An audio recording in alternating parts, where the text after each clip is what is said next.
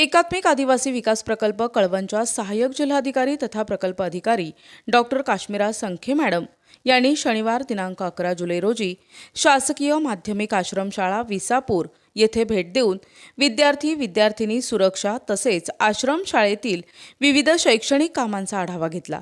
शासकीय आश्रमशाळेत शिकवणारे प्रत्येक मूल हे प्रगतीचे शिखर कसे गाठेल यासाठी शैक्षणिक विविध उपक्रमांचा त्यांनी याप्रसंगी आढावा घेतला। तसेच आश्रमशाळेतील विद्यार्थिनींची स्वतः वैयक्तिक चर्चा करून त्यांना येणाऱ्या अडचणी समस्या जाणून घेतल्या। शाळेतील राबविल्या जाणाऱ्या प्रत्येक उपक्रमाचा मागोवा त्यांनी घेतला। शालेय परिसरात सुरू असलेल्या बांधकामाची गुणवत्ता त्यांनी तपासून पाहिली।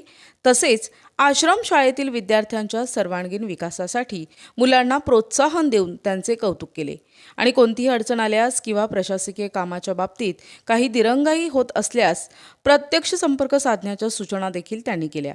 विसापूर आश्रमशाळेतील स्वच्छता आणि विद्यार्थ्यांशी संवाद साधला। विद्यार्थ्यांनी प्रत्येक प्रश्नांचे समर्पक उत्तरे दिली। विद्यार्थ्यांनी याप्रसंगी आम्हाला खेळण्यासाठी क्रीडांगण उपलब्ध करून द्या अशी मागणी केली।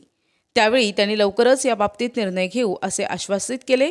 डॉक्टर संखे मॅडम यांनी आश्रमशाळेतील कर्मचाऱ्यांशी संवाद साधून विविध अडचणी समस्या जाणून घेतल्या आणि त्याबाबतीत मौलिक असे मार्गदर्शन केले। त्यावेळी त्यांच्यासोबत सहाय्यक प्रकल्प अधिकारी रवींद्रजी साबळे हे उपस्थित होते। शाळेच्या वतीने मुख्याध्यापक, अधीक्षक, अधीक्षिका आणि सर्व कर्मचारी वृंद उपस्थित होते। मण्यार सर यांनी स्वागत करून आभार प्रदर्शन केले।